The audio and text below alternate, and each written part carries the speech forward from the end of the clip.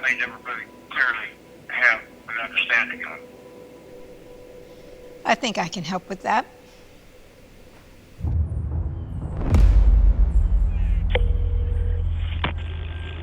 (911) emergency.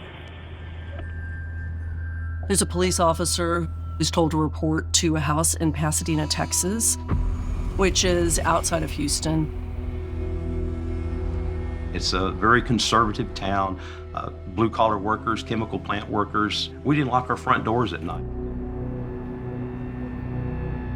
At 8:24 in the morning, day shift patrol officer Jerry Bruce Jamison received a call for a possible shooting. And when he got there, he found 3 teenagers sitting out front. All he knows so far is that, hey, there's a call of a shooting, so I need to know who's the shooter.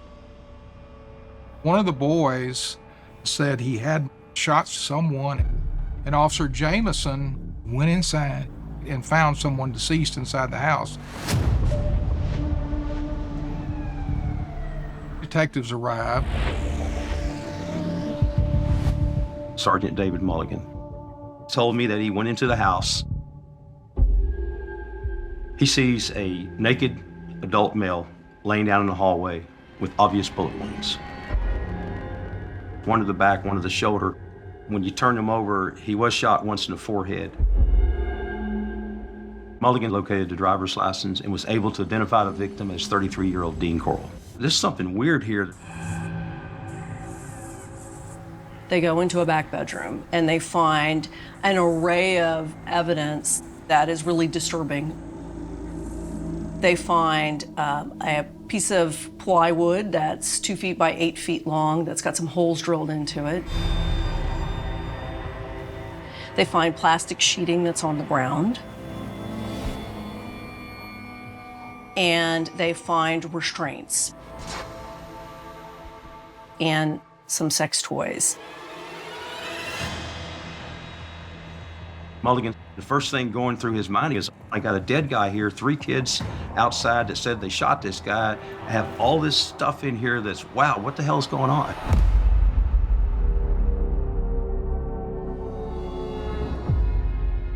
The police officer asked these 3 teenagers what happened, and they said, we went to this guy's house, we wanted to party, we passed out, and all 3 of us were restrained. And luckily, one of us was able to get out of the restraints.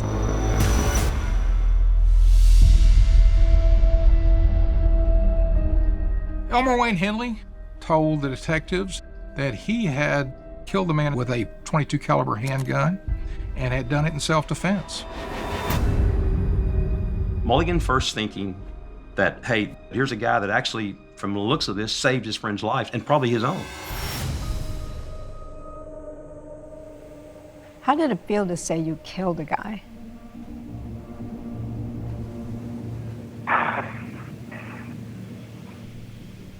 I don't have a lot of recollection of that.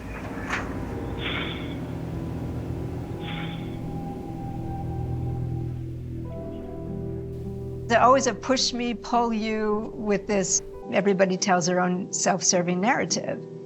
I want to hear the story organically, but I'm also aware of, he's saying this, but there's something missing.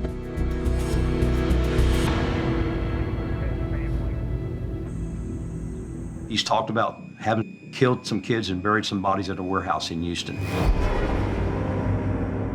And he says, there's bodies. Are there more? When the officer hears this, that there are other bodies, he thinks that the kid must be mistaken, or he must be crazy.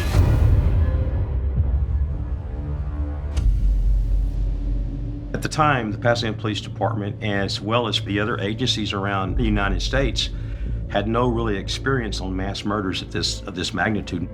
And they were just, it's unbelievable that someone would be able to do this. We got the main guy, he's dead. We didn't know anything about Wayne other than he's a 17-year-old kid. clearly the detectives need to understand the relationship between Wayne Henley and Dean Corll. So they decide they want to take Wayne back to the police department for an additional statement. I did not implicate myself immediately. At what point did you decide to implicate yourself? Somewhere along the line there, I just decided it was better to be honest about it.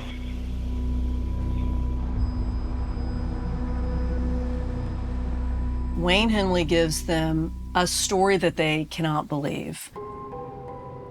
So he says that there is another person involved. It's an 18-year-old named David Brooks, and that the two of them were told by Dean Corll to go out and collect young boys, bring them back for him to sexually assault and eventually murder.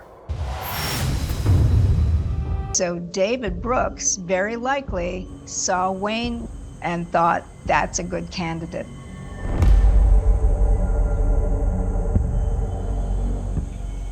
David and I were skipping school together, and I noticed that he always had money. I know he's not from a wealthy family, and he doesn't work. And I had asked him, how are you doing this, dude? And that's when he tells me about being in some criminal enterprise with Dean.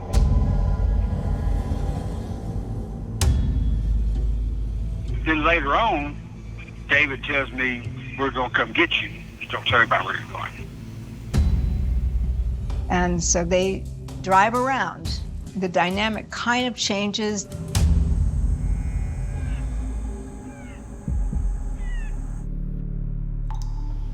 Dean was talking to me about the burglaries, but the question was, what happens if someone walks up on you? Mm-hmm. Would you be able to protect yourself? Right. Possibly even kill him. And then that's when he was walking around.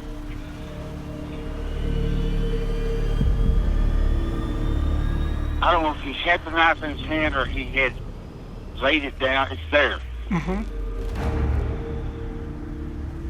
And then David come out in the back room. It's almost like he ran out in the back room and said, hey, well, wait a minute. Let me ask you a question. Does anybody know where you are? And for some reason, something told me to say, yes, my mama knows.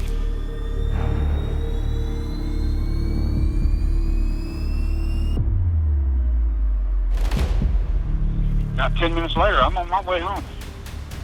So you could have been killed that day. I think if I had given any other answer, I would have been killed. Yeah. And so here's what sticks with me, what hurts me. I believe that I was originally taken over to Dean's as a victim. What scares me is that did Dean recognize a fellow psychopath?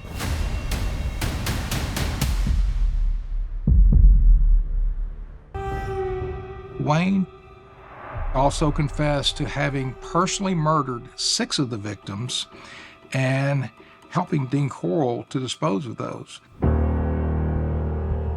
He said when he would strangle some kid, it's not like it is on TV. It's very difficult to do. The detectives, they're thinking what a monster this guy is. They were disgusted by him. They were disgusted to be in the room with him. While Wayne Henley has been confessing, David Brooks sees the media reports, and he realizes that he needs to get ahead of the story.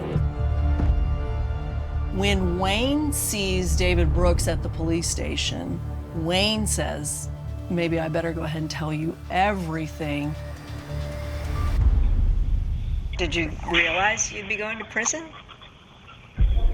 No, that was never a thought. It didn't matter. It didn't matter.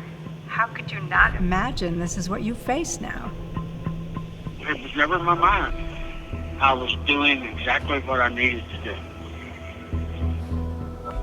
If he was very, very earnest about something, I had to be alert to this could be a manipulation. He wants me to believe this as part of his narrative, but it might not be true to the facts.